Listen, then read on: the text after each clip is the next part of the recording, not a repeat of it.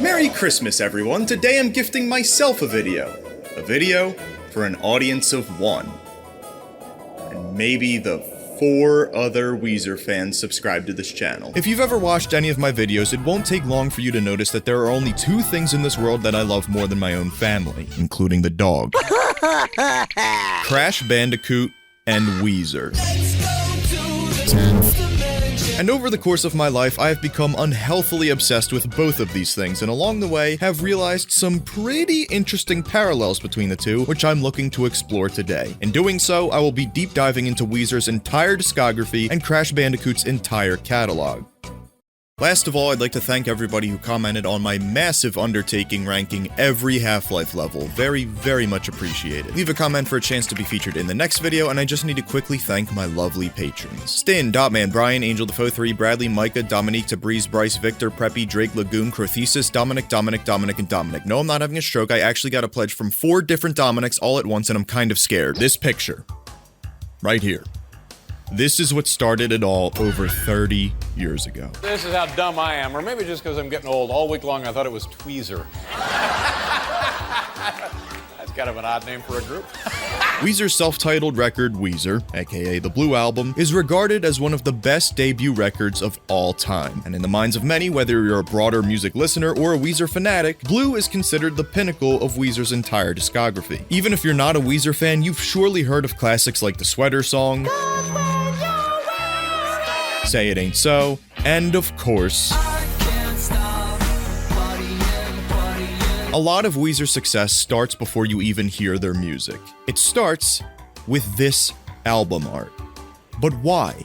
How does this one picture perfectly encapsulate everything Weezer is about? Why the awkward posing? Why this specific color? Why are you blue? Weezer's frontman Rivers Cuomo has an explanation. When I was 7, my family built a house. My parents said I could paint my room any color I wanted. I painted it my favorite color, a specific shade of blue. When I was thinking about a cover for the first Weezer album, I wanted it to be that same shade of blue. This mode of nostalgia for the lost innocence of my childhood was the same source of my look in the Blue Album era. The glasses frames, bowl cut, Dickies, blue t-shirt, and windbreaker from my childhood photos. This picture conveys a sense of calmness and trust. Trust me.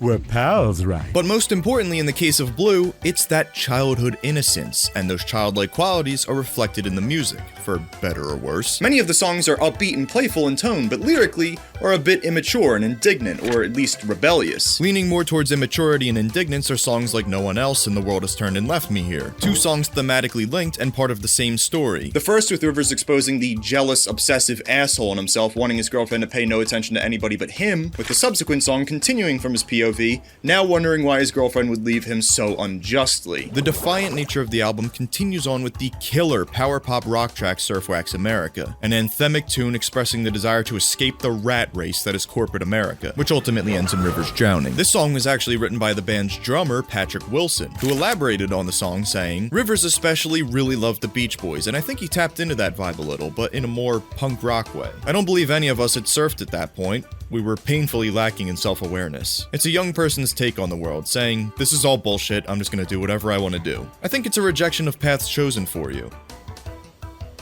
Just like Crash rejects being a slave to Dr. Neo Cortex. For those uninitiated with the schizophrenic skeever, Crash Bandicoot, better known as Sonic's ass game, went on to become Sony's platforming powerhouse for the PlayStation, pegged as the arch-rival to Nintendo's Mario. Hey, plumber boy, mustache man, your worst nightmare has arrived. Crash's developers Naughty Dog wanted to create a Looney Tunes-esque world led by a character inspired by a real-life Australian rat, thus spawning the insanely charming bastard we all know and love today. His story is one of truly epic and inspiring heroism, rebelling against the system that fractured his psyche. Despite Crash's escape from Dr. Neo Cortex and his cronies, they've still got a hold of his girlfriend. So like his arch-rival, he embarks on a journey back to a sworn enemy's castle on a rescue mission to save the female bandit from the maniacal clutches of Cortex, a mad scientist who with the fetus experiments on animals in an attempt to build up a mutant army to take over the world. Along Crash's daunting trek back to Cortex's stronghold of evil, he smashes boxes, spins his way through, and jumps over and around hazards, and from time to time diddles hogs for a quick joyride.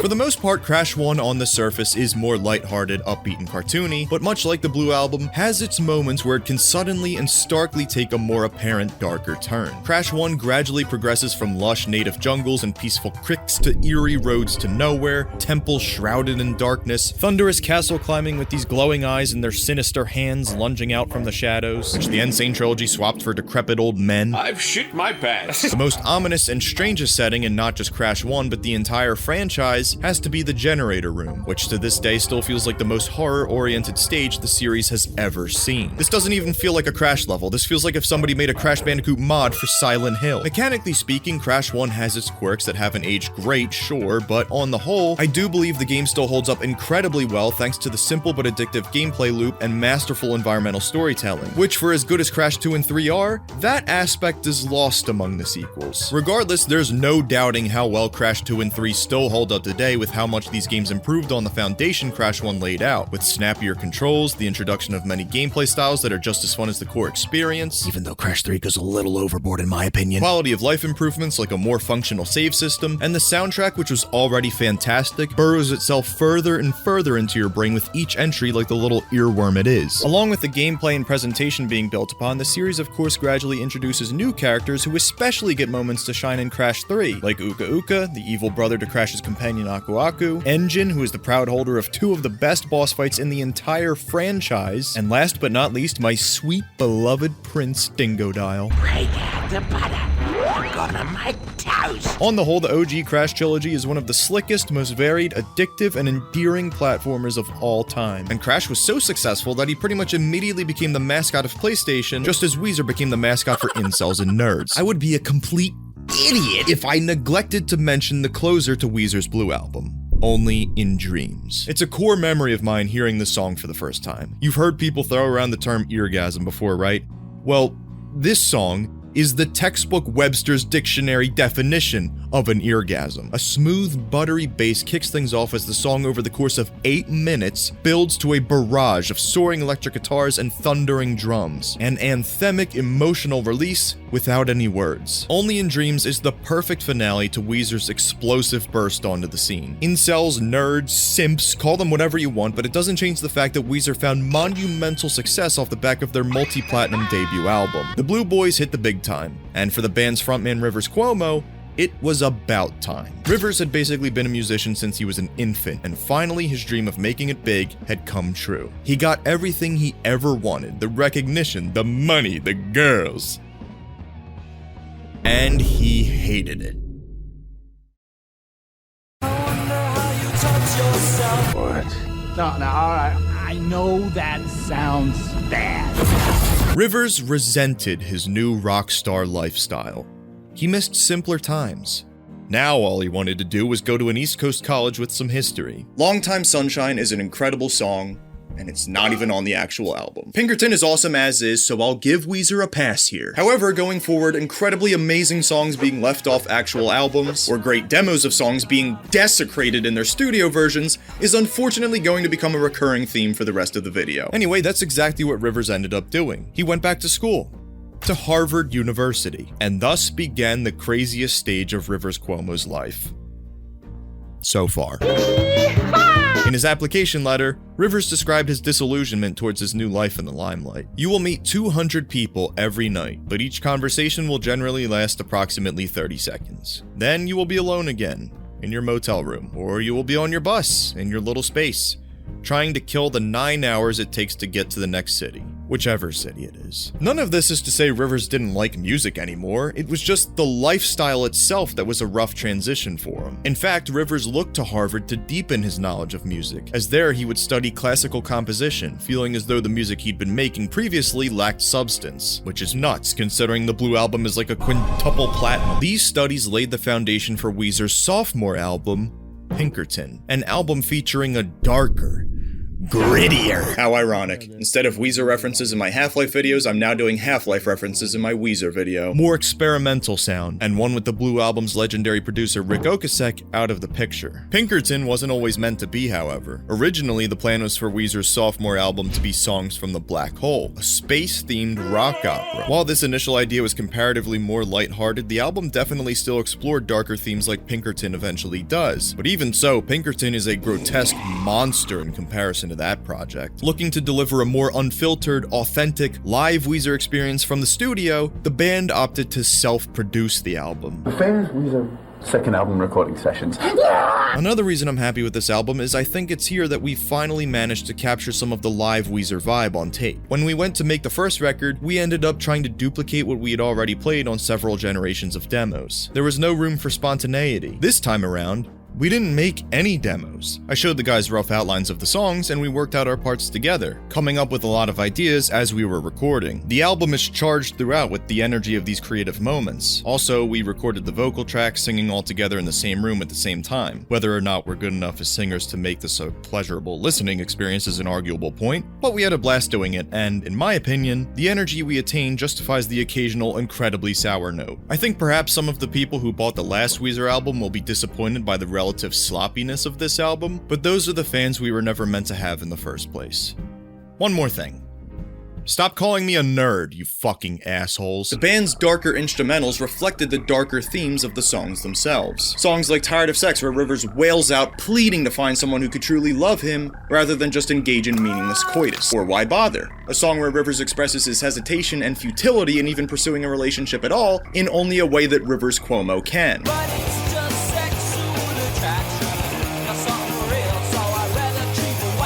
Across the Sea, a song about a letter Rivers received from a fan in Japan. I already don't like where this is going.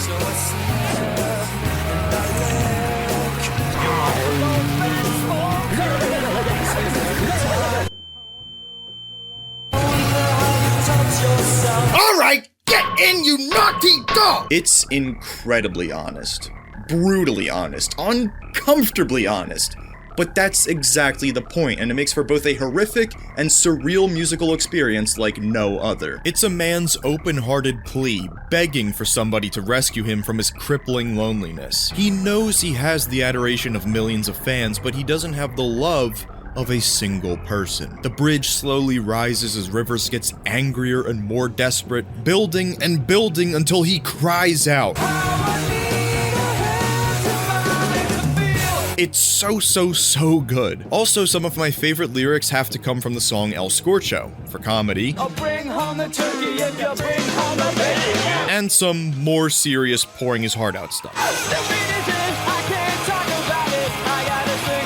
The song that means the most to me on the record personally, though, is easily The Good Life. I went through a bad breakup when I was 17, you know. Everything feels like the end of the world when you're 17. Every day I felt like that scene of Vegeta standing out in the rain.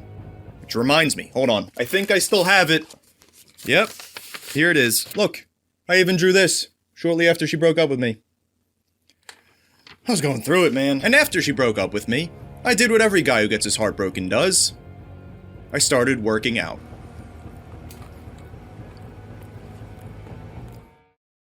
I think I need to get dumped again. Point is, back then, I began running almost daily. And every time when I was just about ready to quit, I would save this song for last, crank it up, and the bridge onward would propel me into overdrive for the final push. It was fucking awesome. I hate that time in my life, but I have a real soft spot for that song getting me through it. The Good Life, of course, was also written during a time of turmoil for Rivers, after undergoing an excruciating leg-lengthening procedure to make his legs equal length to each other. Rivers was obviously in a lot of pain because of this, and wrote and sang a lot of these songs while dealing with the pain from his procedure, which made his voice all the more powerful. In fact, one of the first songs Rivers wrote after this surgery, I promise we'll get back to Crash soon, but trust me, you're gonna want to hear this, was Pink Triangle, a song about a friend of his at Harvard he was infatuated with, but assumed that she was a lesbian because one day she showed up wearing a pink triangle on her sleeve. Now yes, the chorus is great, but my favorite lines have to be, everyone's a little queer.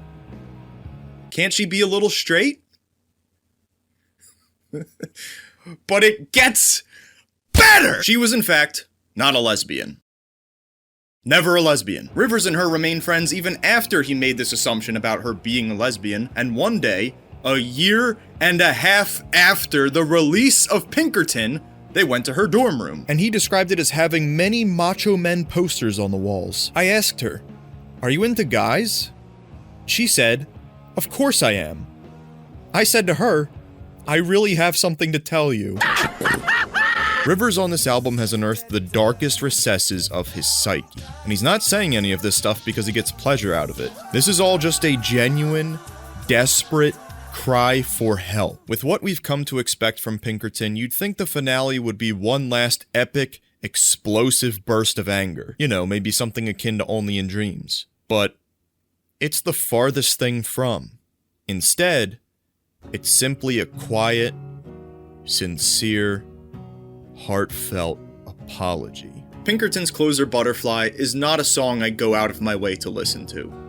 It's not a fun listen. You know, whether the lyrics of the album resonate with you is one thing, but I think anybody who's listened to Pinkerton will agree that there's a certain level of catharsis you get just out of the instrumentation, and Butterfly is not cathartic like the rest of the album. The song is inspired by the very opera that inspired the album to begin with, and is Rivers Cuomo laying his heart on the table one last time, serving as a metaphorical apology to all the people he's hurt in his life. I'm sorry.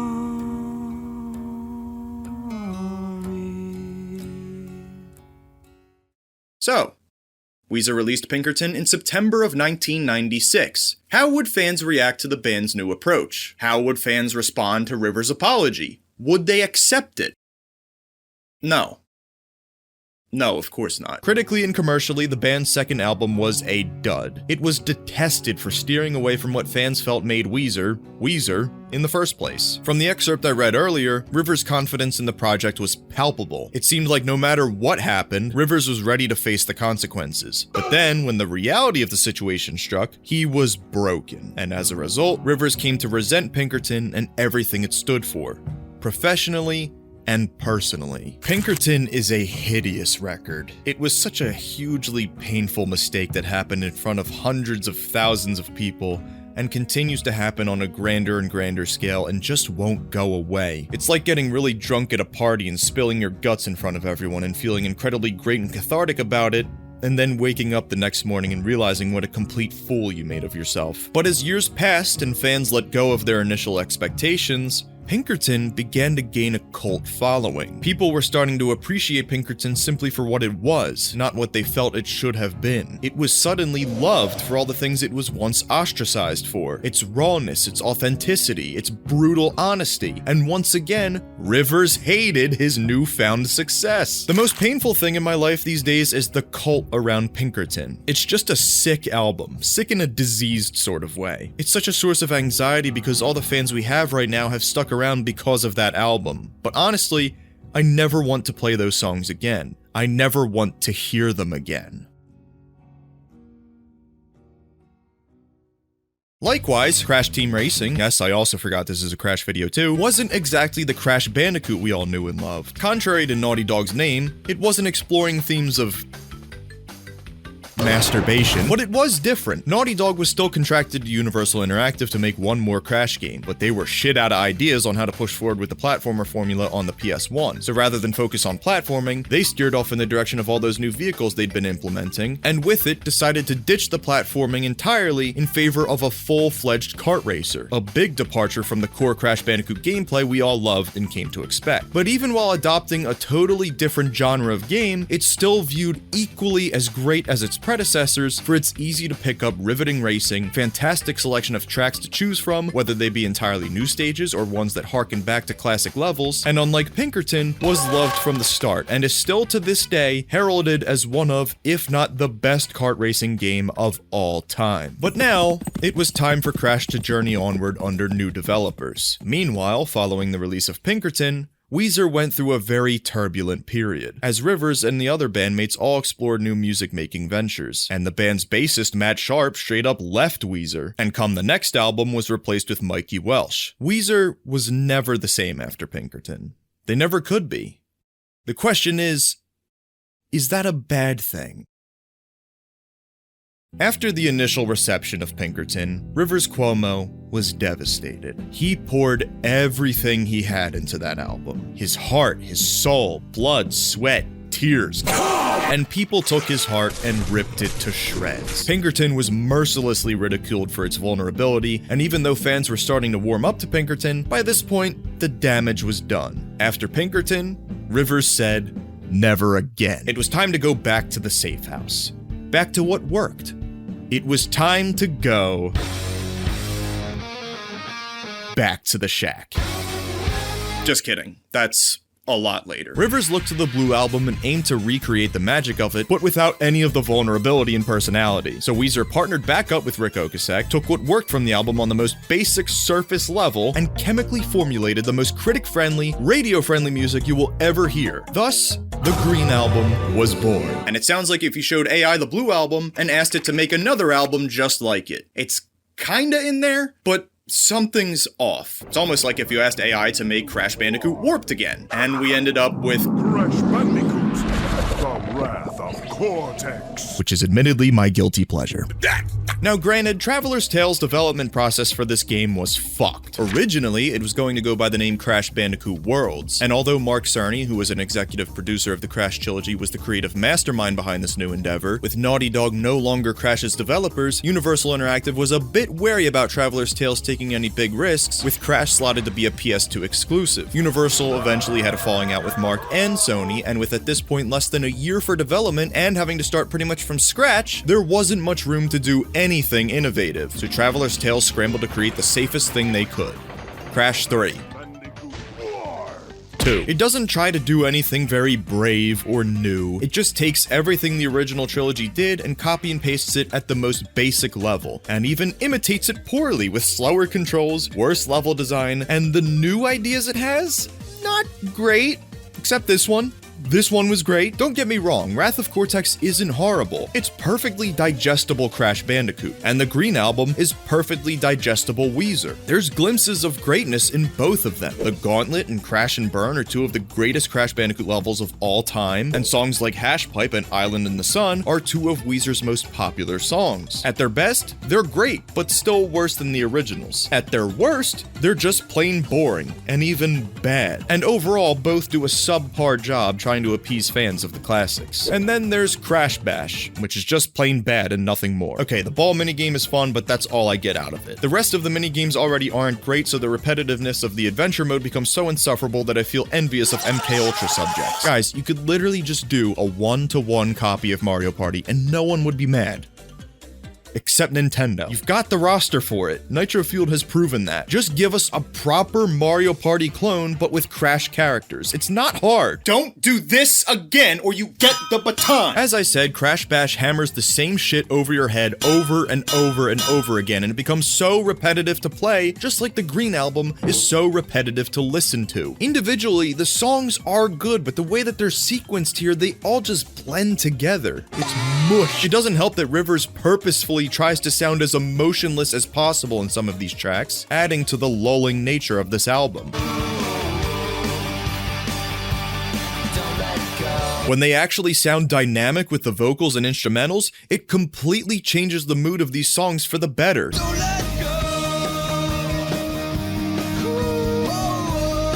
Just like going from playing Crash Bash solo to with people, changes nothing, it still sucks.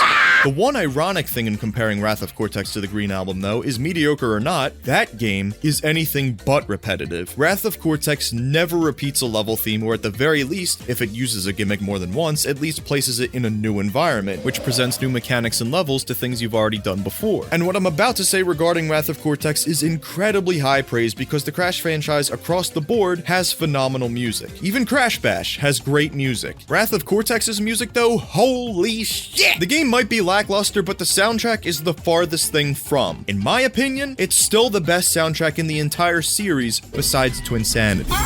Was the Green Album the stellar follow-up fans expected after Blue and Pinkerton?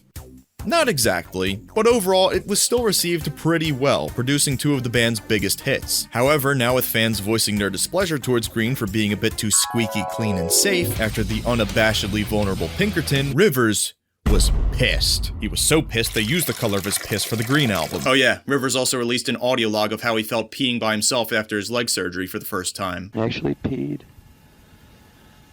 for the first time on my own. It was a glorious moment. It was truly glorious. He's an enigma, what can I say? And Rivers' response to Green being too clean was to once again tell Rick Ocasek to take a hike and self-produce the album. If the Green album was Blue's soulless younger brother, then that's exactly what Maladroit was to Pinkerton, even if Rivers didn't really intend for it to be. You think Weezer fans will like Maladroit? Probably not. Weezer fans don't really like our albums. What about Pinkerton? Seems a lot of fans want more of that. They sure do. They're not gonna get it though. Not from me. I don't like Pinkerton. Whoa! It's a album. I wish people would leave it alone. Do you think your fans like you and the band more than the music? No. They hate me too. Maladroit is pretty similar to the Green album, just heavier sounding. It's good, but again, something's off. And beyond the lyrics, I'm not musically educated enough to say exactly what. Again, is it bad? No. In fact, Maladroit is widely regarded among Weezer fans as the most underrated album in their discography. But to that I say, if everyone claims Maladroit is underrated, doesn't that make it not underrated anymore? It's like how everybody says Piccolo vs. 17 is the most underrated fight in Dragon Ball. Everybody loves it. So no, it's not. Sure, maybe it wasn't the most commercially successful, selling well under the band's previous outputs and even Make Believe, which we'll talk about in a few minutes, but it's still appreciated by fans in the right places, as it should be, because it is a pretty fun listen.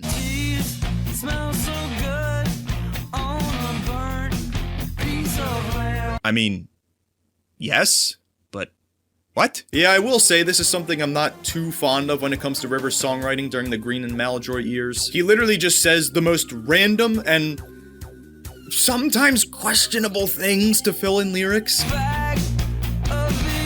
The instrumentals are on point with Maladroit, but by and large, lyrically, there's no sense of authenticity or vulnerability. He's just spouting nonsense, and he knows it. For a couple years, I just got really analytical in keeping track of every detail of the process of writing a song, and intentionally varying individual elements to see what the result would be. For example, in mid-2000, somehow my experiments evolved to a point where step 1 was take a pill of Ritalin, step 2 was take 3 shots of tequila, step 3 was go out in the backyard, sit down on a chair, step 4 was close your eyes and imagine the song. And that's how I wrote Hashpipe. It's not about anything, it's just a bunch of garbage lyrics. It was 6 in the morning, in like half an hour I was just foaming at the mouth, and I just wrote it in one manic burst of about 3 minutes, sitting there in the chair, composing in my head, not even with a guitar, just all in my mind.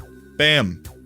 There's Dope Nose. But like the Green album, something about it just feels very samey, and at times again, just boring. At least for me. December is a beautiful closer though, probably my favorite closer they put out to this point besides Only in Dreams, which is hilarious considering what I'm about to talk about in a few minutes. Even so, I typically find myself forgetting what I even just listened to the second Maladroit's finished. Having said that, I find myself returning to Maladroit way more than I do Green, and most of the same could essentially be said about Crash Bandicoot's Game Boy titles, The Huge Adventure and Tranced. Are they as great as the originals?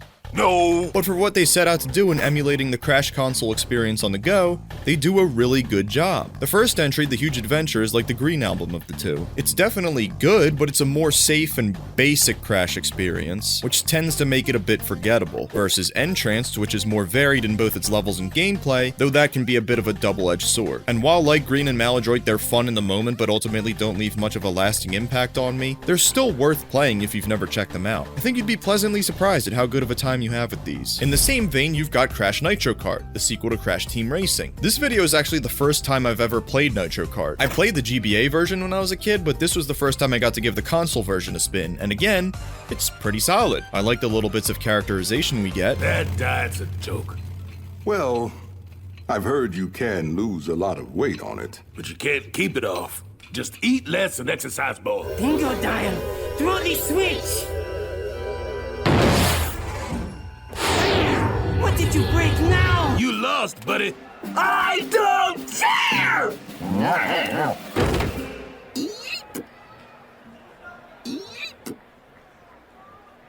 I hacked his brain and put him to sleep.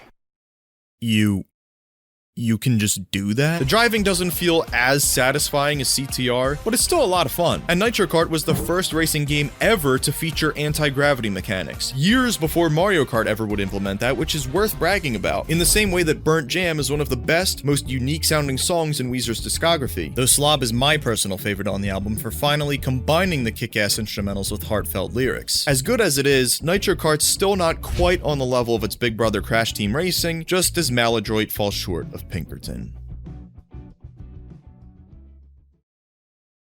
Do you consider yourself a normal person? I consider myself a normal person in extraordinary abnormal circumstances. I think if anyone were in my position, they would end up acting like I do. I think you've been childish. A bit toys out of the pram, you know what I mean? I think so.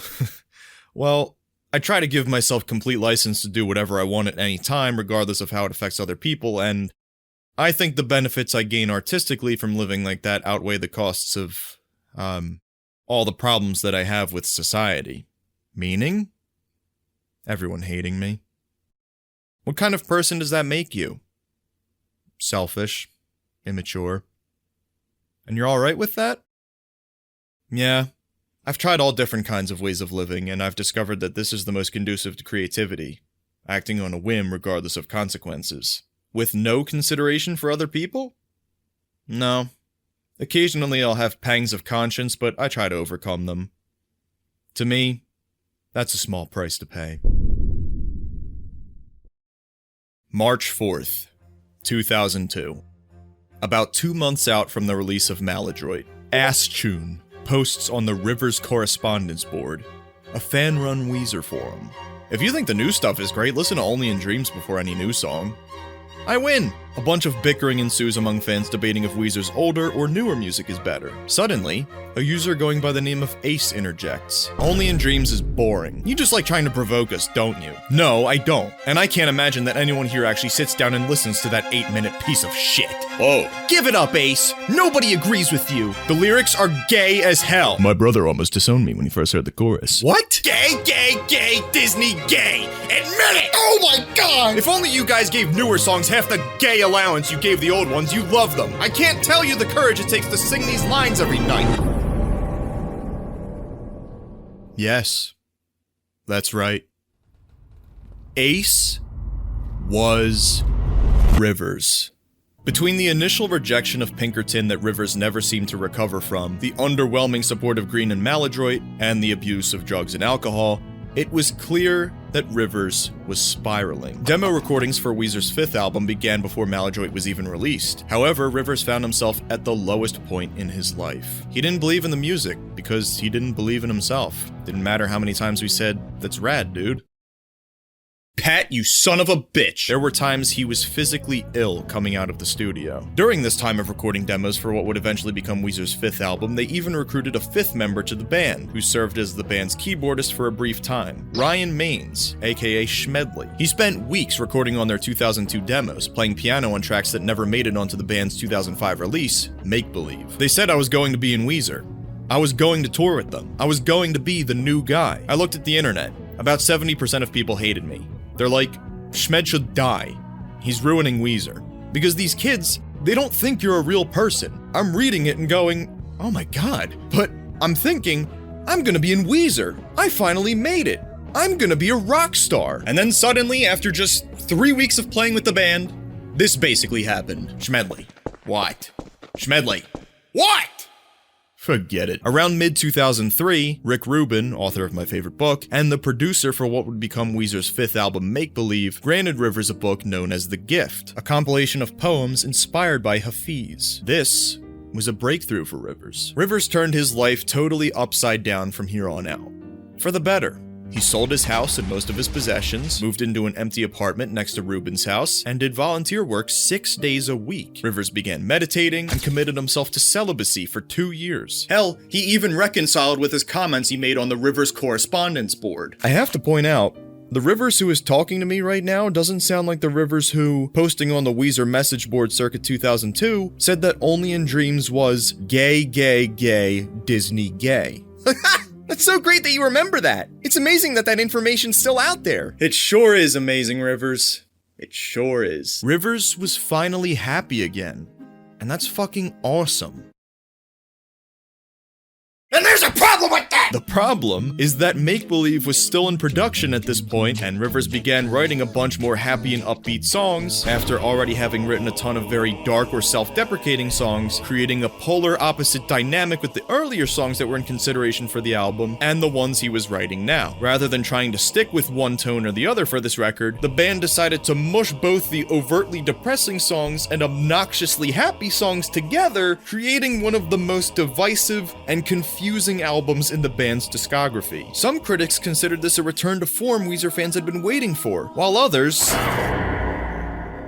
thought it was the worst thing ever created. And somehow, both camps were right on this. An album with songs like Perfect Situation and Haunt You Every Day, two of the most elite songs in Weezer's catalog, shouldn't be on what's considered a bad album. Just like games with Crash and Spyro, two of the biggest platforming mascots in PlayStation's history, shouldn't produce bad games together. It doesn't make sense. But miraculously, all of this is bad. Crash Purple and Spyro Orange are two of the most boring, soulless cash grabs of games I've ever played. And even though Beverly Hills is to this day the band's #1 hit, it sounds like the most corporate lab-created pop song Rivers has ever written, even though it's completely genuine. He's being serious! And look, I'm a cheesy guy. In fact, cheese is probably the third thing I love in this world more than my family. But my best friend is way too much cheese. Tell me how a song like that You're my best friend, and I love you. is on the same album that features a song like this.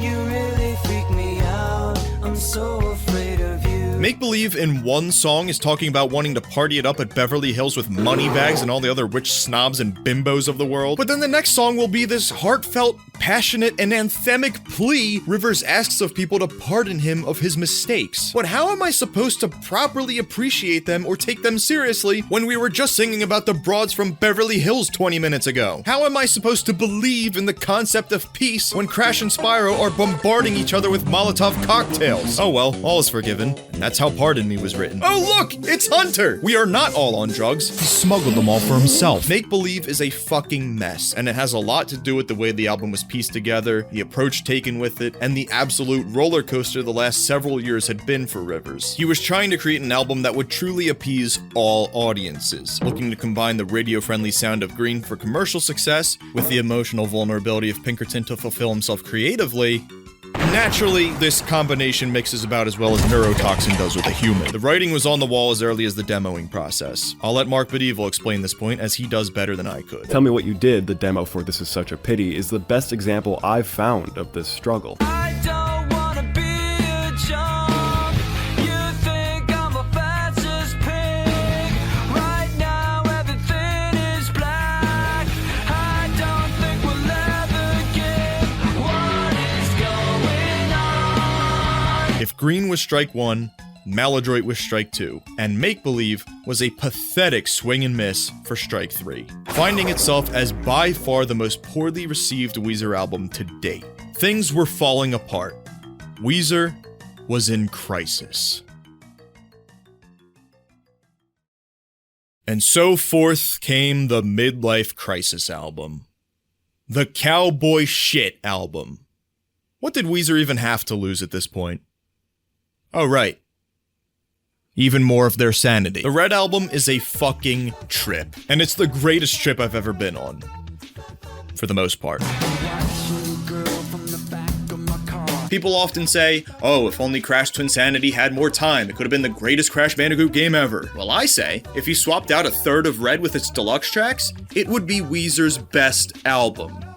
Yes, really. It's incredibly top-heavy with some of my favorite songs of theirs. Troublemaker, Pork and Beans, Heart Songs. I don't know why people hate that song so much. I think it's so good. And my absolute favorite song of all time, The Greatest Man That Ever Lived.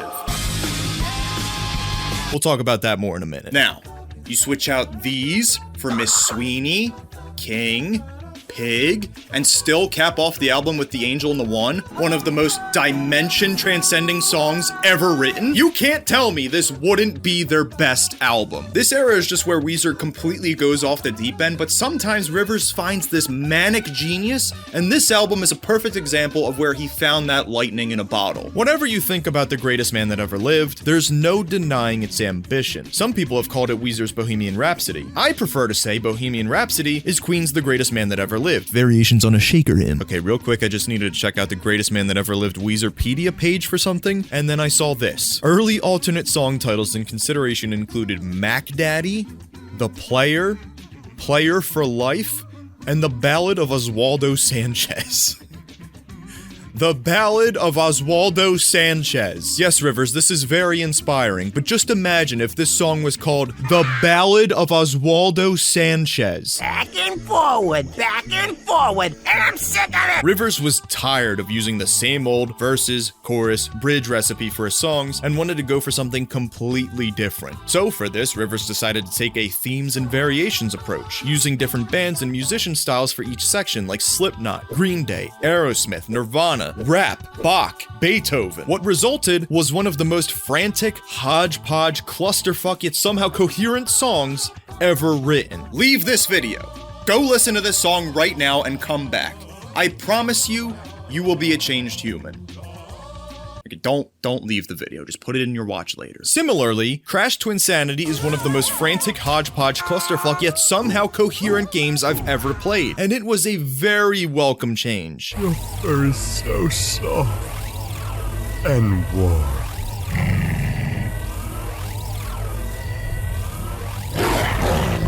Evil Crash! No! I mean, the party game was a dud, and the Game Boy games serve their purpose. They're good for what they are, but they don't do anything innovative. And Traveler's Tales weren't shy about their feelings towards Wrath of Cortex. The check bounced. Are you sure?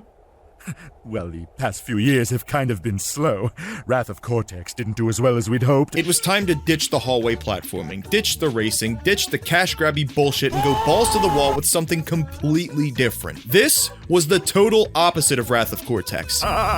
This was the total opposite of the Green Album. Crash Twinsanity plays it about as safe as unprotected coitus. That is to say, Crash Twinsanity goes fucking nuts. Ladies? Excuse me, madam. Are those real? Mother? Just as every 30 seconds of The Greatest Man is using a new musician style or genre, Crash Twinsanity is changing gameplay styles every 10 minutes. Platforming, rolling around, using Cortex as a thing, escort missions, stealth platforming, chase sequences, more platforming, snowboarding, more chase sequences, third-person shooting, Ratchet and Clank! If you haven't played it yet, play it. And if you don't want to play it, watch my review of it, because I promise you, it is one of the most unique and fun games you will ever see. And perhaps the strongest part of Crash Twinsanity's identity is the entirely a cappella soundtrack. In my opinion, it's absolutely incredible, and you should really check it out for yourself. It's a shame the game we got was rushed to high hell, because there is so much left on the cutting room floor. But for what we got, it's still pretty fun, unlike the second half of the Red Album, which is terrible, and possibly the worst part of Weezer's entire discography to this very day. Most of the songs on the second half of the Red Album are sung by the other band members, Patrick Wilson, Scott Schreiner, Brian Bell. No disrespect to the singers themselves, but there's a reason why Rivers sings this a few albums later. Maybe I should play the lead guitar and Pat should play the drums. Take me back to Crash. The second half of Red is almost equivalent to this game. Mine, oh mine! Don't listen to the second half of Red, and don't play this game. Perhaps a riddle or two! I remember liking tag team racing a fair amount as a little kid, but despite its title, it's honestly half platformer, as you're able to explore this big amusement park and all the different hubs home to it. Somebody get me a smoothie. Hey, it's Count Viger from Jak 3! Viger! It's Viger, you idiot! I said that! You've got a pirate-themed world, a fairy tale world, a prehistoric world, which is my favorite. Oh yeah, so in these hubs, you can also view dioramas, which are these little skits where Crash fucking dies. Jesus Christ. And you know, in any other game before this I'd feel bad for Crash, but not in this one. In this game, he goes from endearing idiot to sadistic psychopath. He's a disgusting pig in Bandicoot's skin, and he deserves all the literal shit that comes his way for the metaphorical shit he's given people in this game, and the actual shit he's caused people. At one point, Crash himself gives this Combine soldier food poisoning. You kinda deserve everything coming to you after that. As for the racing itself, it was fun to revisit my childhood for like half an hour, and then I just got bored. The tracks are all pretty straightforward. There's a power sliding mechanic that isn't nearly as satisfying as the boosting from CTR or Nitro Kart. And what this game really relies on in an attempt to make racing interesting is the tag team mechanic, where you can clash with other cars to gain powers. But it's all very formulaic. You're guaranteed to win 99% of the time by merging with another racer. The best ones in my experience being Engine or Crunch, and just riding with them for the majority of the race. It doesn't matter if you're the one blasting or you're the one driving. Either way, you can just kick your feet up and cruise to about 90 feet from the finish line, detach at the last minute, which will propel you forward and secure you a win, no sweat. Basically, this game requires no skill whatsoever. In fact, the part of tag team racing where I had to use the most skill and required the most brain power was at the bowling alley. And this was genuinely by far the most fun part of the game for me. Look at some of these shots, man. This is sick. I'd play a whole game of ridiculous bowling lanes like this. Screw racing, screw Crash Bash, we need Crash Bowling. So like I said, while the first half of Red is host to some of Weezer's greatest songs, the second half of Red pulls it down hard. This was the closest we'd gotten to a full classic Weezer record in years, but ultimately was a dud once again. How could things get any worse? Donald Trump endorsed Weezer. Yes, really. Make Weezer great again. The greatest band in the entire universe. Really talented people. The music of Weezer. I can't stop partying. This was absolute rock bottom for Weezer. Raditude is universally agreed upon critically and among the fans as the worst thing the band has ever put out. And you want to know who named the album? It wasn't Pat. Sorry, Patrick, I was just kidding earlier. Blame Dwight Schrute. Yes, really. Rainn Wilson, aka Dwight Schrute, named Raditude. So thanks for that. I mean, it wouldn't really change anything anyway, it's just a name. The songs themselves are of course the issue, and these songs are bad. One scathing review of it remarks, as a Weezer album, it is nothing short of a profound disappointment. By any other standard, it's just the worst album of the year. Hell, even bandmate Brian Bell had to be gaslit into letting Rivers' special brand of wheeze flow through him. Once Brian realized this was just some spunk Rivers had to get out of his system, it made concocting Raditude at all tolerable enough. The opener, if you're wondering if I want you to, is a fantastic, cute, catchy little love song. Your folks were next to you and you were right there next to me. Then I said, go! And almost everything else ranges from catchy with awful lyrics to just awful. Here, these guys were nearly 40 at this point, singing about the girl from high school who was ugly and is now hot. Or a song about going to the mall with your friends, which sounds like something that was just tuned up in the shower. In the mall, in the fall. Yeah, that sounds good. Gordon, you still there? I could use another ass scrubbing. In my experience, a Weezer song, no matter how bad, will grow on you if you listen to it enough. For as much as I trash talk Beverly Hills or Can't Stop Partying or some other songs I'll be laying into soon, there's still barely enough manic genius in there for these songs to be even just a little bit redeemable to me. For better or worse, tough love or love, I love everything Weezer has ever done. Everything they've done, faults and all, have made the band who they are and who we love today. So if I bash your favorite song or your favorite album, don't get too up in arms about it. I still have a little bit of love in there for it. Having said that, for the tens of thousands of hours of my life I've spent listening to Weezer, this is the one song that has not grown on me in the slightest. This will never grow on me.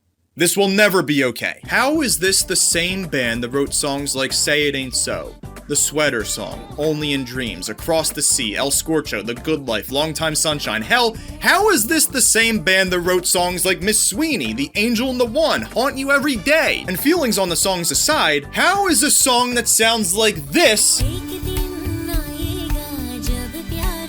on the same album containing a song that sounds like this? Okay, bitches, Weezer and it's WEEZY. This was it.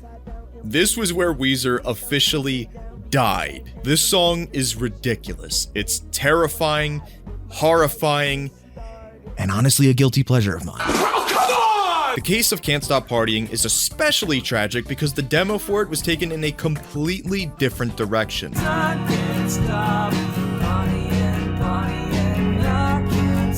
As a more hardcore Weezer fan, it's cool that we have both this monstrosity we can listen to, but we also have access to the song in its larval state that we can still appreciate. Not long before Raditude was an even worse time for Crash Bandicoot with the release of their universally agreed upon worst game, Crash Boom Bang. And look, I haven't played this since I was like 7 years old, so there's not much I can personally say on it, but I'm gonna let the reviews speak for themselves. One of them says this game was released only as a means to destroy a child's love for video games.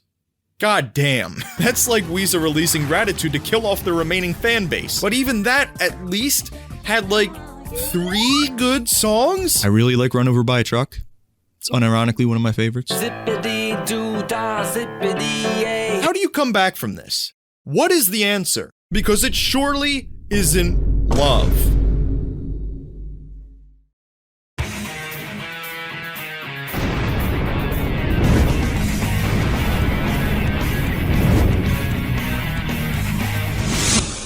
Oh, it's just Weezer. Weezer? Oh my god, it's Weezer! This was Weezer's solution. This is what would finally bring Weezer out of the shitter and back into the good graces of lapsed fans. I think we gotta call a Weezer huddle. One of the weirdest, strangest marketing campaigns I've ever seen. Banzai! Banzai! Banzai! Banzai! Banzai!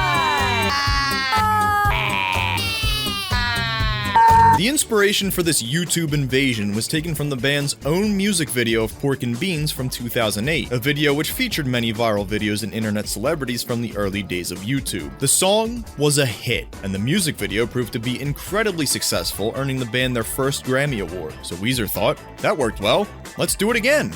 But in reverse. Rather than having a bunch of internet personalities and clips featured in their videos, Weezer would appear in the videos of YouTube's biggest creators of the time, you know, like Fred Figglehorn. Well, obviously we all know you guys are already the biggest band in the world, I mean, duh. So the next step in your guys' career is to be the biggest band in the universe, so I have a 3-step plan to get you guys to the moon. Ray William Johnson. My comment question of the day is... how do you touch yourself? And perhaps most notably, the annoying Orange. But seriously, what in the fucking fuck did they do to Crash Bandicoot? Pancakes! Crash decided to completely change everything. He now has tribal tattoos and bars of soap for teeth. It's only a matter of time until he begins abusing his family. Aku Aku looks like a Frito scoop. Uka Uka looks like a curb stomp jaw. Cortex simultaneously looks like a toddler and a geriatric. Engine's still cute at least.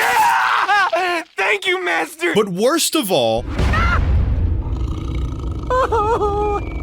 Crash, I really am cross with you. I'm just trying to do my job, and you go and cause all this chaos. No, that is not tiny. That is not tiny. This is tiny. Bandicoots! I can squash bandicoots. Who is this? No more, please. You're just too stupendous and fantabulous. No, no, no! If they wanted to do this Mike Tyson parody, then just give Tiny a big brother or something. Character redesigns are one thing, but in body and in spirit, this man is completely unrecognizable. I can accept the rest of this bullshit, but you are not Tiny! Not only are a bunch of characters drastically different, the gameplay is completely different, with the primary focus no longer on spinning and jumping. Now, Crash is a beat-em-up featuring Chuck Norris roundhousing and jacking monsters. Fuck you! Yes, this function is really called jacking. Use smaller enemies to jack your way up the food chain. Ugh. If I jacked my way up the food chain, I'd be on Epstein's list. I've had enough jacking for one video. Please, this is too much. Overall, Titans is fine, but after a while, I did just find myself kinda zoning out mashing buttons. For what it's worth, I do love these surfboarding sections. I will always be a sucker for those. And aside from the catastrophic character redesigns, this game looks really nice. The scale is certainly impressive in spots. This is kind of like an extreme comparison, but I'm getting like God of War 2 vibes from some of the scalings of these settings. And then a one-dimensional PNG of a bird goes by, right after I praise how nice this game looks. Awesome, thanks. This was the first time I've gone back to Crash of the Titans since I played it for the first time back when I was like 8 years old. And I can see why I didn't go back to it until now. It's okay for a bit, but I just got fed up with it after a while and couldn't even be bothered to finish it. As for Mind Over Mutant, I'll let Rivers review this one for me. I know these games don't look or feel like Crash, and I tried to just set those expectations aside and accept these games for what they were, but they just did nothing for me. Crash of the Titans was already struggling to hold my attention at times, and Mind Over Mutant is a clearly underdeveloped rehash of that game. The only thing that makes Mind Over Mutant redeeming in any way is its cutscenes. Yes, it is I, Embryo. My name sounds like fetus. Just YouTube them, don't play the game. You're totally nuts. Punch him in the throat. Not my throat! I need that for swallowing! This isn't the Crash we grew up with, and this certainly wasn't the Weezer we grew up with. While neither Crash of the Titans and Mind Over Mutant or Hurley were actually received too poorly critically, both these periods among their fandoms by and large are not looked back on fondly. But I'll be honest, I have no idea why Weezer fans don't like Hurley more.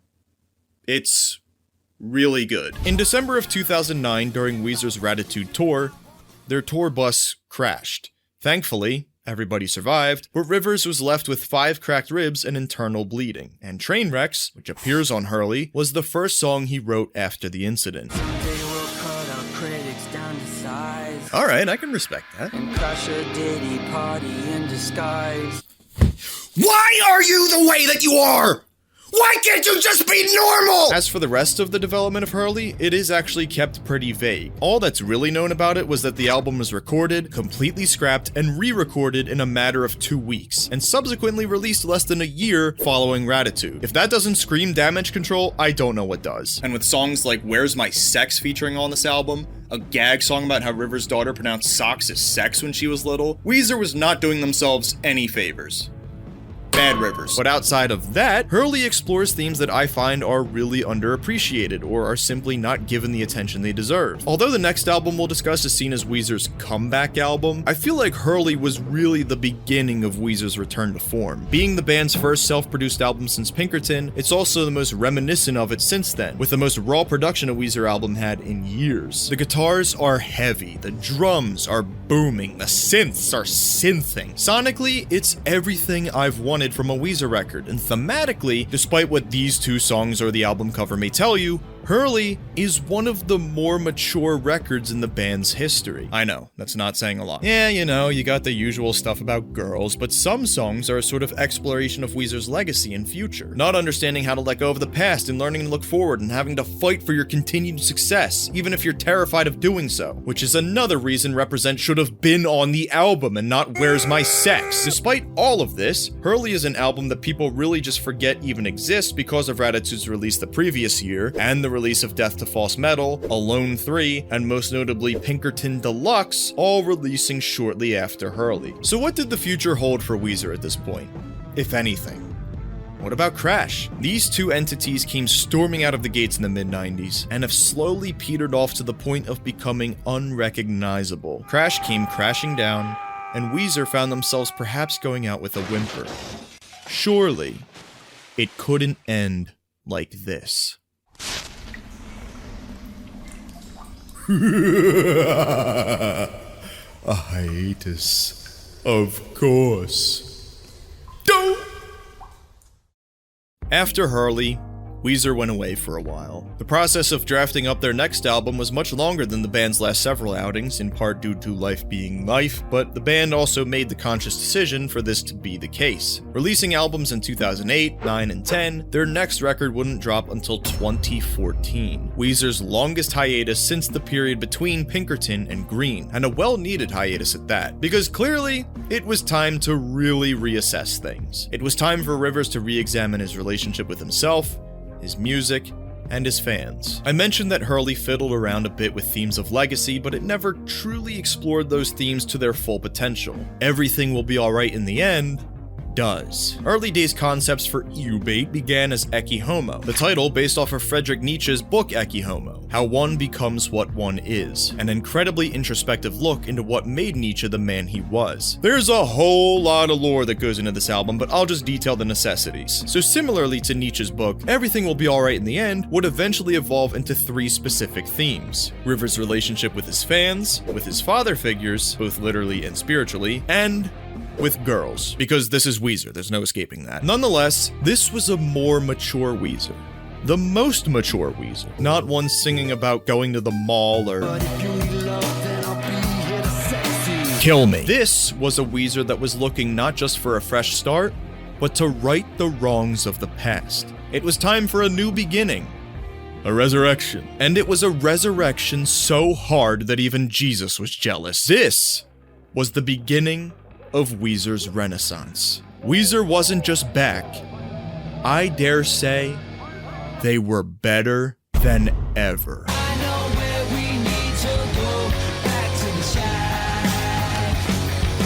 Everything Will Be Alright in the End was Weezer's apology album, a plea to the fans to forgive the band for straying so far from what made them successful in the first place. But life isn't so linear or black and white, because mere minutes later into the album, the band also expressed frustration towards those same fans who felt the band had turned their back on them with the song I've Had It Up to Here. River's relationship with the fans was complicated. For so long, he yearned for their adoration, to win them back, and part of him was sorry for driving them away. But on the other hand, he's also like, yeah, I'm sorry, but not really. Get fucked, libtards. Some of my favorite songs on the record here include I've Had It Up to Here, Da Vinci, a song where Rivers ponders the existence of God. Foolish Father is a phenomenal heartfelt closer with a beautiful choir outro, repeating the phrase,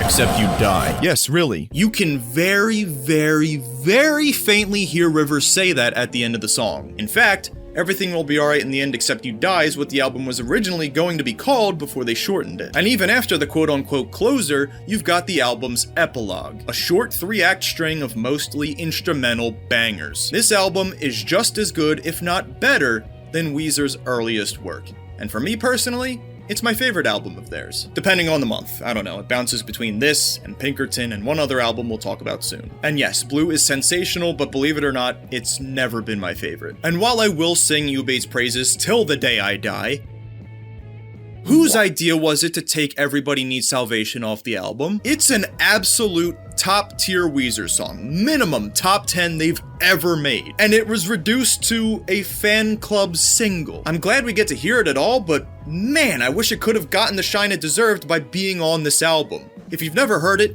please check it out. Crash Bandicoot would take much longer to rear his head once again, about 8 years in fact, but man, when he did, it was so worth the wait. Crash Bandicoot returned feeling renewed, rejuvenated, revitalized with the release of the Sane Trilogy in 2017. A from-the-ground-up remake of the classic trilogy everybody grew up with, sporting gorgeous, modernized visuals that haven't aged super well in comparison to Crash 4, but it still looks pretty good, and a complete rescoring of the original soundtrack, making for perhaps the best Crash Bandicoot experience to date. Not in my opinion, but I'd understand if you said so. And many critics would be inclined to agree, as this was by far the most positively received Crash Bandicoot title since the days of the PlayStation 1. Crash fans and Weezer fans alike could finally breathe a sigh of relief. Those boys we fell in love with all those years ago were still in there after all. Both Sane and U-Bait were highly successful attempts to reclaim the love of lost fans, who'd long since assumed the best days of Crash and Weezer were far behind them. The question now would become,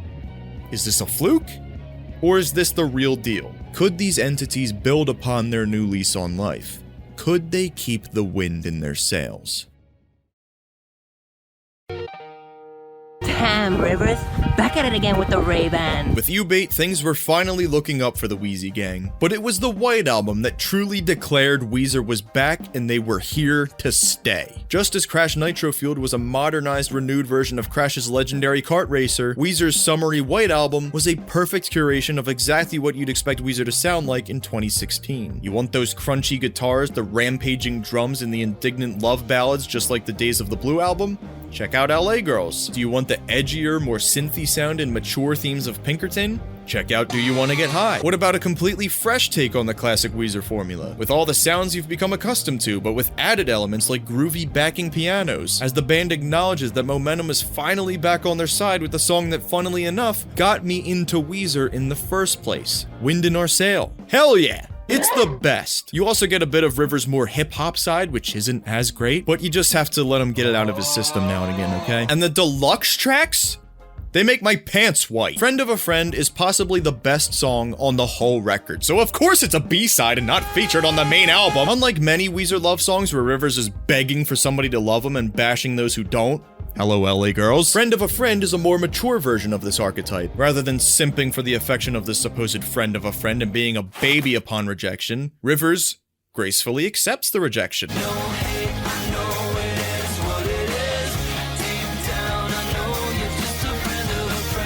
On the other side of the road, we had the release of Crash Nitro Fueled, which, like the OG Trilogy, was a ground-up remake of Crash Team Racing, but now even included Nitro Kart tracks, without the anti-gravity stuff though, which is fucking lame. But that's alright, we can look past all that because this is still the best both these guys have been in decades.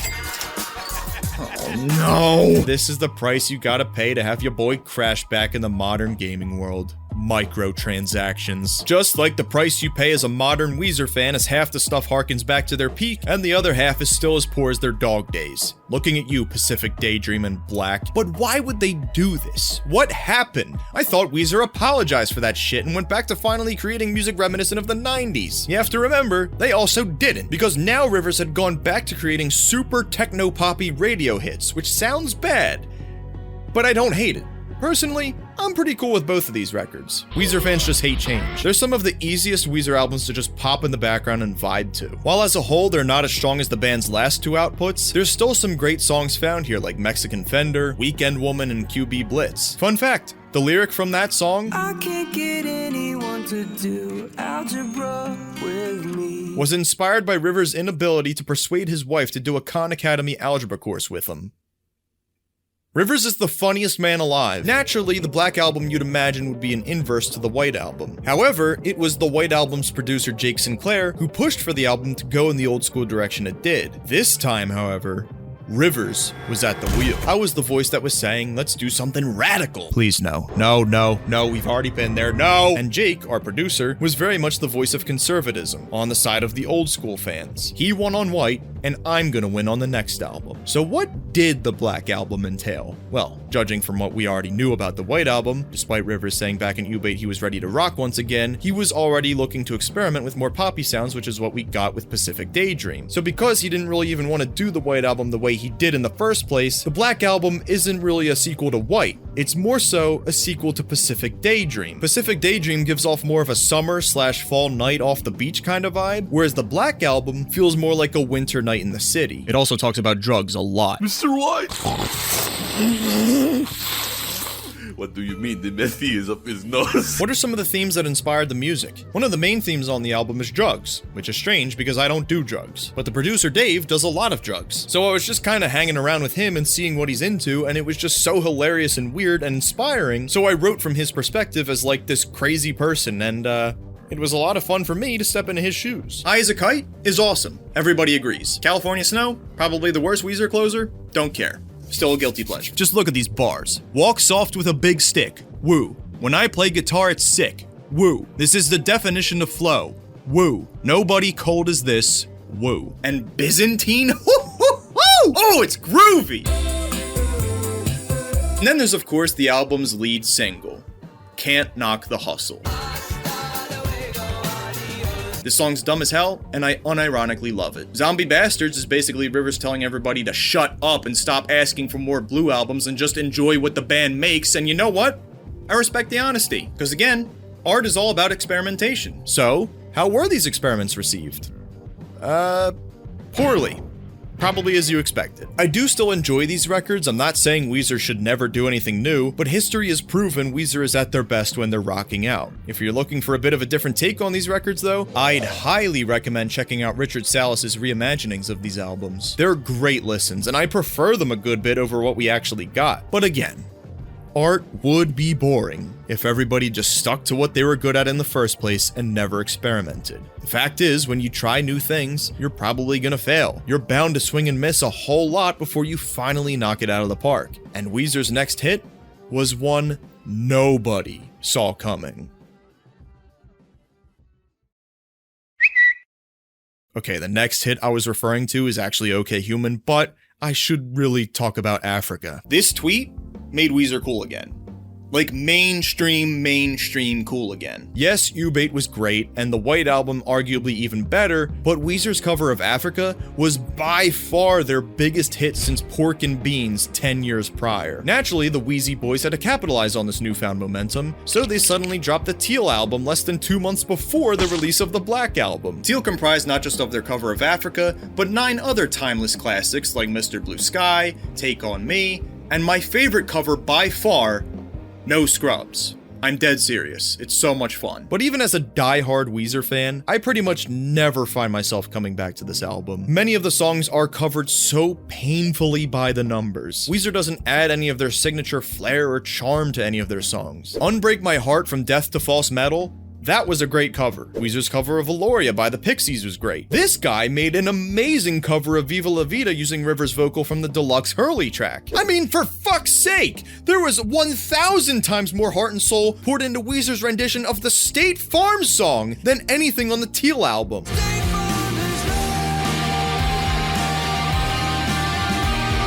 Of course, I don't blame Weezer for trying to capitalize on the success of their Africa cover. They'd be fools not to. Naturally, though, the whole project reeks of commercial appeal, something OK Human was the total antithesis of. If you still haven't gotten the gist of the Weezer experience at this point, this was music reviewer Anthony Fantano's thoughts on the Black Album. Between Everything Will Be Alright and the White Album, we were on a path of healing and growth and progression that was going to be good for the band's sound. And now at this point, I feel like we're just in a very different place, and I'm not exactly sure where we're headed at this point, truly and honestly. And these were some of his reactions to Weezer's very next album, OK Human.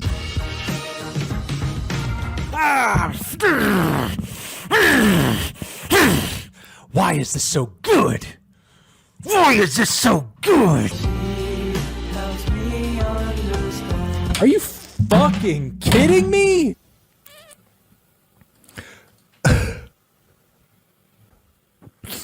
I'm sorry. That tracks a lot. I think that tracks a lot.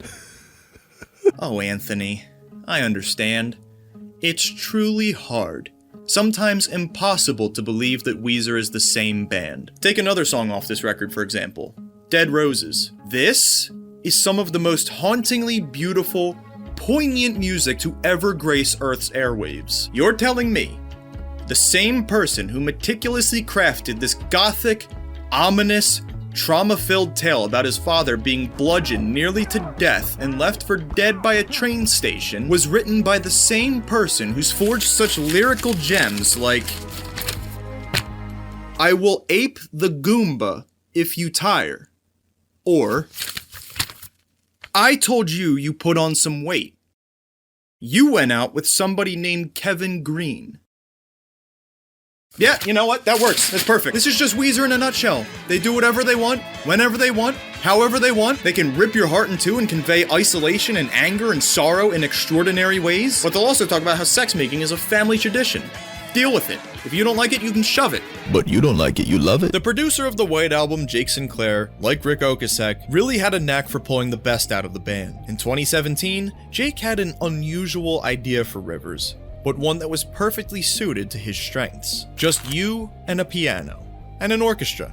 And it's gonna be super personal, quirky songs that only you could write, not worrying about commercial potential at all. In a July 2019 interview with All Things Loud, Brian Bell described the album as unlike anything I've ever heard, unlike any other type of music, and unlike any Weezer music. In the bass, if you really broke it down to its common denominator, it still goes 1, 4, 5 in a major key for the most part. I don't know what any of that means. That's very Weezer. That's very Sweater Song, but it does it in more sophisticated ways. OK Human was so different, yet so familiar. The catchy songwriting is all here, but instead of being backed by crunchy electric guitars, it's acquainted by a more intellectual sound, giving a whimsical flavor to the instrumentation, which lends itself very well to some of the more mature songwriting Rivers has ever done. This album ain't about girls. Girls? Mostly.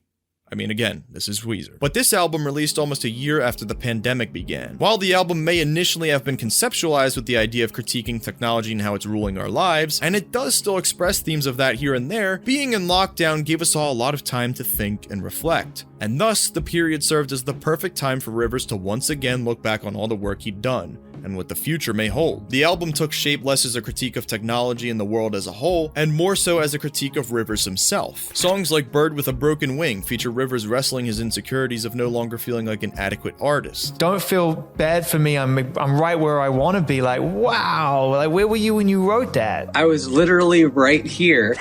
I think I was just feeling pretty irrelevant and passed over and past my prime, I guess, and just feeling pretty sorry for myself. Although Rivers admits he may not be as strong of a musician as he thinks he once was, he still feels there's more he has to contribute to the music world, and this album proves it in spades. Alu Gobi talks about the redundancy of Rivers' day-to-day life. Grapes of Wrath conveys Rivers' fondness of audiobooks and porn. That's the old lyric. While Bird with a Broken Wing expresses Rivers feeling like he's lost his musical mojo, Numbers goes in depth about Rivers' feelings of inadequacy analytically.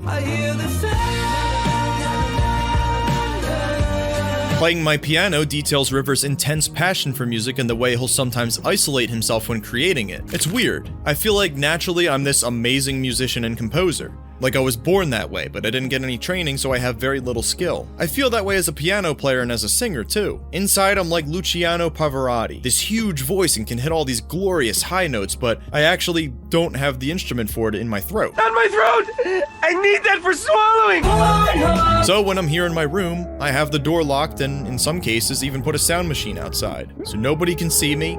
Nobody can hear me. I don't really have to face the reality of my limited skills. In my mind, I'm just jamming away at the piano and I sound like Beethoven, Puccini, singing like Pavarotti. I think it allows me to go to all these places I really get so much pleasure out of. Then the next day, I come back and listen to what I recorded. It's pretty pathetic, but the ideas are in there. I can go in there and practice them, touch them up, and hand them off to some actual skilled musicians. And it ends up sounding really great. Lyrics like that are why I love Weezer. I could go on and on for days about this album, but I'll just leave it there. I'm a diehard Weezer fan, but I know their sound isn't for everybody. However, OK Human is one of their few albums that I think anyone could get enjoyment out of. It's a genuine masterpiece. And Crash 4 is a game I would recommend to anybody. Mostly. Crash 4 features some of the strongest platforming in the series, not just in terms of design, but also the controls. I absolutely adore the more cartoony aesthetic the game went for compared to the Insane Trilogy. The bosses are easily the best in the series, the new playable characters are a ton of fun, there's not an absurd amount of vehicle segments like Crash 3, and new gameplay mechanics are incorporated in a more natural fashion like the jetboard from Crash 2, for example. With all of that said, the flashback tapes are probably my favorite parts of the whole game, not only being incredibly challenging and engaging to play without being total bullshit, but also act as a perfect bit of world building and fan service to longtime fans of the franchise. But then you think about trying to complete the game 106% or whatever it is. All of those ludicrously insane completionist requirements which are essential to the Crash Bandicoot experience, that's where Crash 4 monumentally fucks up. And that's where Van Weezer comes in. On September 10th, 2019, it was announced that Weezer, Fall Out Boy, and Green Day would be joining forces for the Hella Mega Tour. With this giant rock tour on the horizon, Weezer decided to put OK Human on pause and focus on creating a new rock album to coincide with the upcoming tour. Let's say we're about 90% done,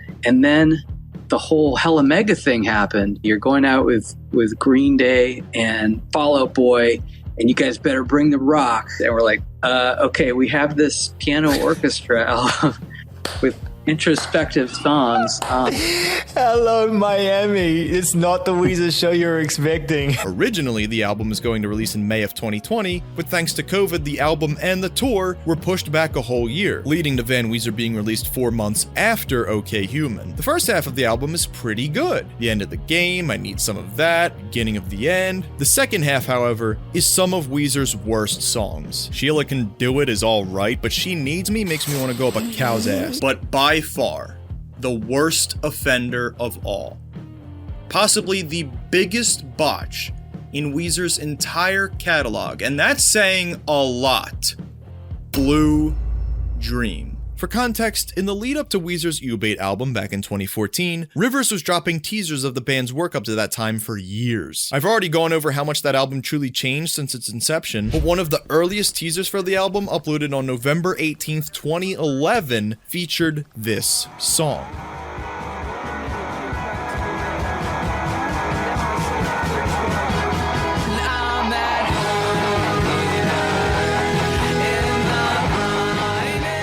We wouldn't finally hear this song in full until late 2020, when Rivers decided to basically upload every song he's ever written in his entire life to his website. But this song in particular was the best of those demos. An incredibly gritty and eerie sound and theme for a Weezer song. A sailor called Mortimer Collins falls in love with a woman at a brothel he visited. He brings her aboard the Resolution ship, but he catches Captain Buttress having sex with her. Mortimer stays the remainder of the night on the deck of the ship, then at sunrise jumps overboard, drowning to death as he happily hallucinates amongst sea creatures. It was incredible. We needed a studio version of this, man. It would be so good. So when rumors started swirling that this song would feature on Weezer's metal album, it was like, fuck yes, let's go! And then you see the track list. Blue Dream. It's not called Ballad of the Briny anymore, but that's okay. Surely it's just a name change. Why? They massacred my boy. Massacred. They completely destroyed what was a lock for one of the greatest Weezer songs of all time, all in favor of a Crazy Train riff. I get it. It's an 80s album, but any other song, man, any other song. She needs me.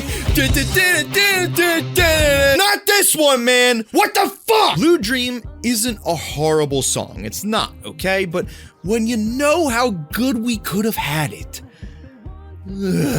But there's one more song on this album that just, I don't even want to say it. No, I don't care how amazing the guitar work is on that song. It's not worth it. I can't bring myself to finish Van Weezer, just like I can't bring myself to finish Crash 4. I don't care how beautiful and vibrant the landscapes are, or that the controls are the best in the franchise's history. These completion requirements are more ridiculous than Rivers Cuomo saying, and if you think I'm exaggerating how exhausting just the mere thought of completing this game is, I'm not. Because there's now a mod that makes completion something actually attainable and fun to do. If your community has to create a mod to make completing your game fun, you messed up really bad. This could have been the perfect Crash game if they fixed those stupid character switch levels and didn't have these stupid inverted stages count towards completion. And why did you switch the crash dash to this dumbass triple spin? Don't fix what's not broke. Do you hear me, Rivers? Why did you do this? And if this wasn't already all monumentally disappointing enough, I've thrown it all away. Best song on the album? Not actually on the album. Vinyl exclusive. Kill me, kill me, kill me. So that's where the similarities end between Crash and Weezer for me. Although since those albums and that game, we've had Seasons from Weezer and Crash Team Rumble from Crash. The problem is that Seasons is good and Crash Team Rumble is bad. I'm kidding about Team Rumble, by the way. I've actually never played it for myself. Just doesn't look like anything I'd enjoy, so I haven't checked it out. And since I have no Crash comparisons to make anymore, and I'm just dead tired of working on this video at this point, I'm just gonna speed run through my thoughts of Seasons. Spring starts out horrifyingly though, but the rest of it does indeed make me happy. Summer is hindered greatly by its shit production. The drums specifically sound like they're being suffocated, but ends off amazingly with Thank You and Goodnight, which caused my soul to leave my body the first time I heard it, and I don't think it's returned since. Autumn is where Rivers gives us the album Raditude should have been, and miraculously doesn't completely desecrate a legendary demo. Weezer saved the best for last though, as Winter is seriously the most Blue Album sounding record since, well, the Blue Album. The White Album is right up there too in that regard, but Winter just feels that little bit crunchier. It's got the harmonicas, the strong bass lines that tickle my loins, and the Deep and Dreamless Sleep does not get talked about nearly enough as one of the best songs in Weezer's long history. A truly grand finale to one of Weezer's most ambitious projects ever. And one last thing. I'm exercising every last bit of mad Weez disease I've got in me. Here is my complete Weezer songs ranking. Here is my complete Weezer albums rankings, and because I had to watch them all for this video, here is every Weezer music video ranked. Last of all, here is every Rivers Cuomo look ranked. Do with these what you will. Hang them on the fridge, put them on a billboard. Make him an Amber Alert. Weezer has had quite a bumpy ride, but one that I find pretty inspirational. You'll often hear people bitch about how an artist should stick to that sound that got them successful, or YouTubers should stick to their niche, their genre of content that got them popular.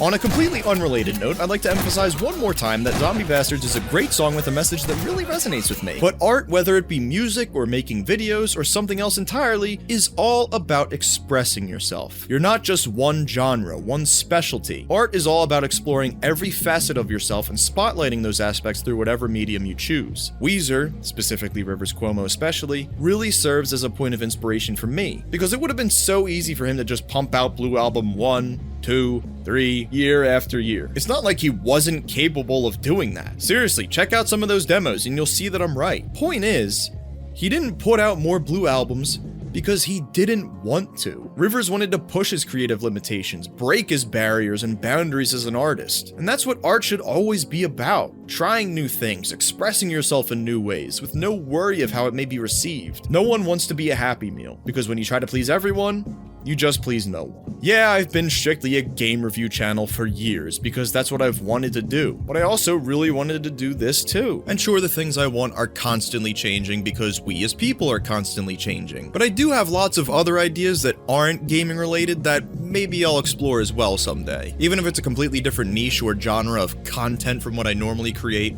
and probably won't perform as well, that's fine, I get it, YouTube doesn't like when people stray from their niches, but I know what I'm signing up for. Because as Walter White said, fuck you. I did it for me. And as pretentious as it sounds as a quote-unquote artist, because that's what Rick Rubin says I should refer to myself as, even though all I do is create obnoxious gaming videos, Rivers' journey really speaks to me, and is something I artistically try to live by. Always trying to improve my art, be as authentic as I can, and I feel there are ways to implement this mindset not just towards art, but life as a whole. Do the things you want to do. Eat your candy with pork and beans. And definitely don't give a hoot about what others think.